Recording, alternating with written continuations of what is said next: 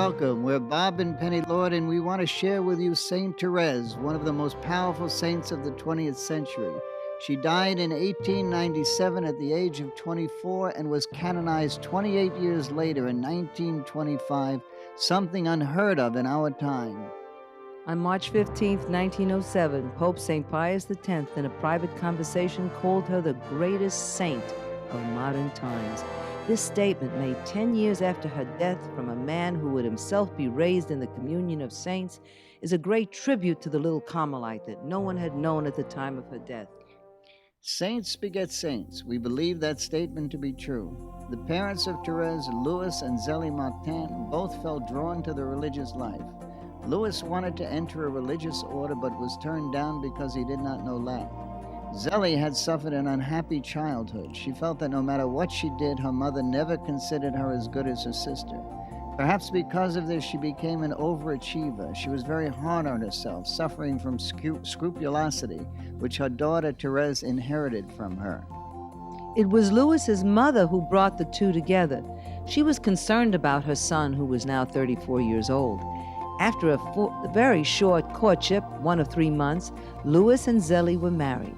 However, Louis wanted to live a celibate life with Zélie as brother and sister. She was unhappy with the idea, but begrudgingly agreed for almost a year. Finally, the couple asked for guidance from their confessor, who convinced them to live a full married life. They were so obedient that they had 9 children in 10 years. Only 5 of them survived, all girls, of which Therese was the youngest and the last.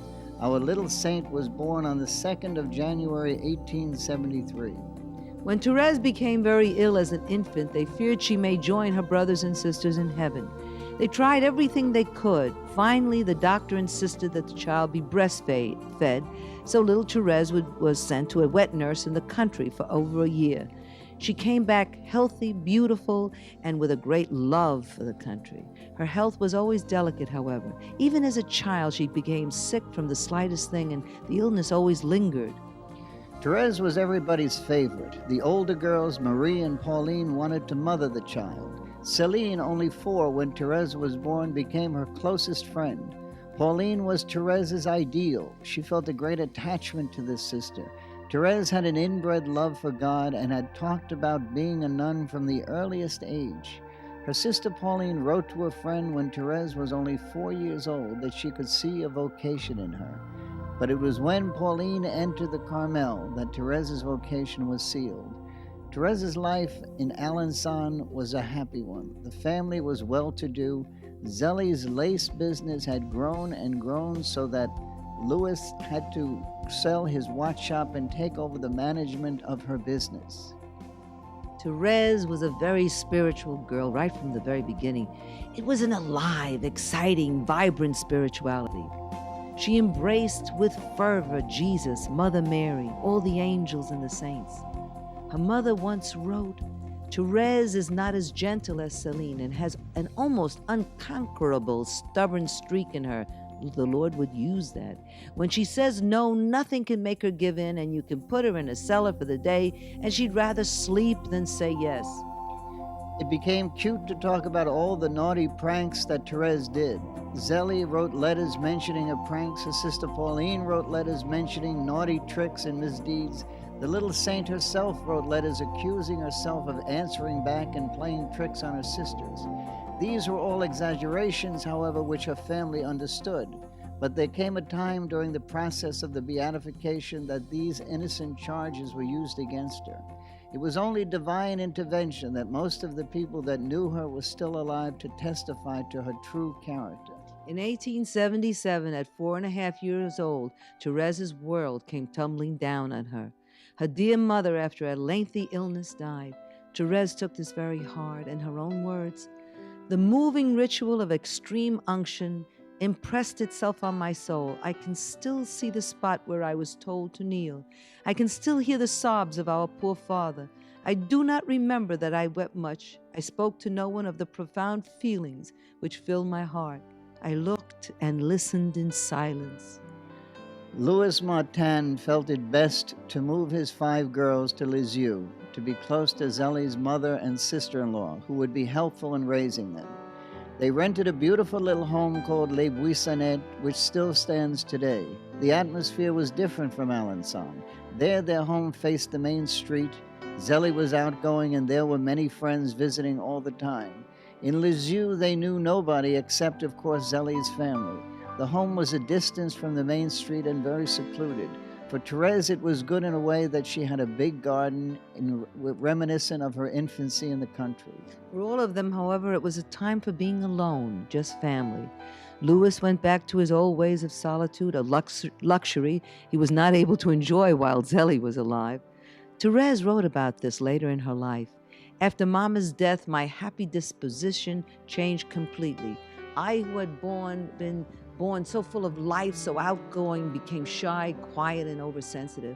A look was enough to reduce me to tears. I was only happy when no one paid attention to me.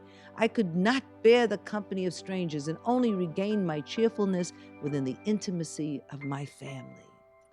It was during this time at Les Buissonnettes that Therese had a vision which she did not understand for years to come. One day she was up in her room. Her father had gone to Alencon to visit friends. All of a sudden, she saw a man who looked exactly like her father walking in the garden, but he was all stooped over and wore something over his head like an apron. She called back to him, "Papa, Papa," but he disappeared without turning back. Therese was confused and frightened by this vision. She had never seen her father this way. She couldn't get it out of her mind. A time would come after she had entered the Carmel when this would prove to have been a prophetic vision. Therese felt a security at home among family, which extended to her cousins, but not much beyond that. She didn't want to be with other people. She wasn't happy with other people.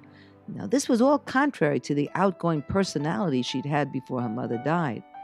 At one time, she expressed the desire to become a hermit to her sister Pauline. Therefore, her entry into school was a dramatic experience for her. She was very good with her subjects, with the possible exception of mathematics. There was something wrong. She did not feel safe in this atmosphere. She once wrote that this period of time spent in the school at the Benedictine convent in Lisieux was the saddest time of her life. She read a lot. Actually, she buried herself in books, got lost in books. It was a way of escaping the world she lived in. Her heroine was Joan of Arc, who was not yet canonized. Did Therese know somewhere in her subconscious that one day she would be proclaimed co-patroness of France with Joan of Arc? Joan of Arc was to play an important part in the life of our saint. Therese felt a kinship with her always. On 2 different occasions during her life in the Carmel, she wrote, directed, and starred in productions about Joan of Arc. She lost her sister Pauline to the Carmel in Lisieux in 1882. This was a very difficult time for her. Pauline had been her second mother. Now she was gone. Therese was only 9 years old at the time. She felt such a closeness to this sister, she thought Pauline would wait for her until she could go with her. When she was 10 years old, Therese was stricken with an illness that was difficult to diagnose. It seemed for a time it would kill her. She was in a constant state of hallucinations and violent trembling, her shivering body ice cold. It began on the Feast of the Annunciation, March the 25th, and stayed with her almost 7 weeks. She was completely debilitated. She rallied once on April the 6th because she wanted desperately to attend the ceremony of her sister Pauline's receiving the Carmelite habit. She was able to go to the ceremony, but when she returned, her relapse was so severe, all thought it was the end for her. Then in the month of Mary, on May 13th, a miracle took place.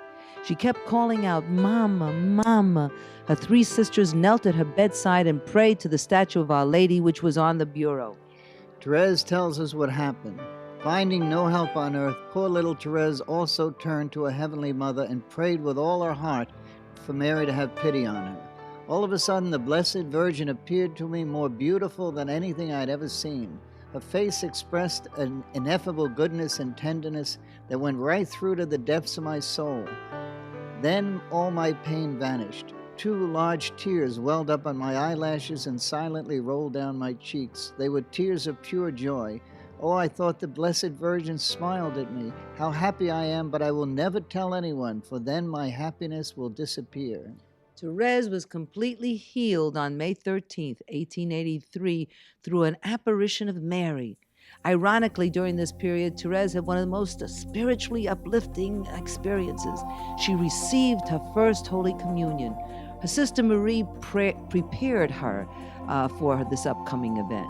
From the Carmel, her sister Pauline sent home a book of daily sacrifices for Therese to do in preparation for this long-awaited day. This went on from February until May, when she finally received the Lord. Therese refers to her first Holy Communion as the first sweet kiss of Jesus. She described her feelings. Oh, how happy was this first kiss of Jesus. It was a kiss of love. I felt that I was loved and said, I love you and give myself to you forever. There were no requests, no struggles, no sacrifices. For a long time, Jesus and poor little Therese had looked each other from a distance and understood each other. But that day, there was no longer simply a look. It was a fusion. There were no longer two. Therese had vanished like a drop of water lost in the depths of the ocean. Jesus alone remained. He was the master. He was the king. Therese had determination and a strong will. When she decided she wanted something, nothing could stand in her way. A case in point was her decision to enter the Carmelite order with her sisters Pauline and Marie. She was up against insurmountable odds. First, she was 14 years old. Second, Teresa La Grande, founder of the Discalced Carmelites, made a rule that no more than two from a family could be in the same community. This little Therese wanted to buck the wisdom of one of the greatest saints in history and the mother of their order, Theresa of Avila. But as we mentioned, when Therese put her mind to something, look out. Her first obstacle was her father.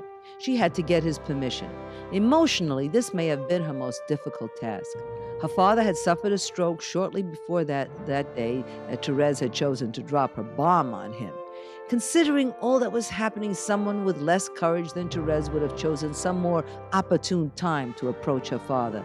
But then that wouldn't have been Therese. She waited until after dinner on a Sunday evening and took her father out to the garden in the back of the house at Les Buissonnettes. She sat on a bench. She held his hands and looked deeply into his eyes. He didn't stand a chance. Therese was not looking forward to a confrontation with the second obstacle, her uncle Isidore, Zélie's brother. He and his wife had been very active in the upbringing of the Martin girls after the sister's death. He turned her down immediately.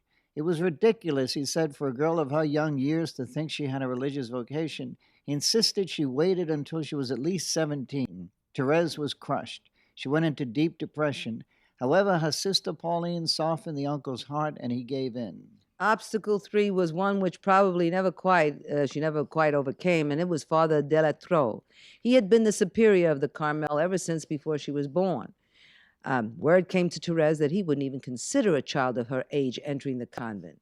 He gave 21 as the minimum age for entering. The next day, Therese charged down to the priest's office with her father and Celine's support. Remember now, she was only 14 at this point. Father Delattre would not budge. His decision was final, but he made a mistake. He left the door open. He should have known his adversary better. His parting words were, of course, the final decision rests with the bishop. Therese jumped on this, her father knowing in advance what her next step would be, and to stop the floodgate of tears which had begun as they left the priest's office, volunteered to take her to the bishop.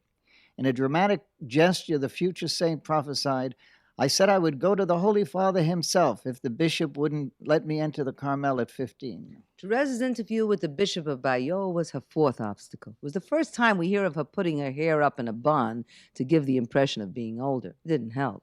The bishop said he would give them an answer when the father returned from pilgrimage. We believe the divine plan called for Therese and Celine to accompany their father on pilgrimage through France and Italy, which would culminate with a visit to His Holiness Pope Leo XIII. This was the occasion of his golden jubilee, 50 years as a priest. She was preparing to meet her fifth obstacle, Pope Leo XIII. The ominous line was very long that Sunday, November 20th, 1887. Therese felt her whole life hinged on what she said to the Pope. Her little heart pounded as she got closer and closer. She could see that His Holiness said something to each of the pilgrims. She knew she would have her chance to speak to him,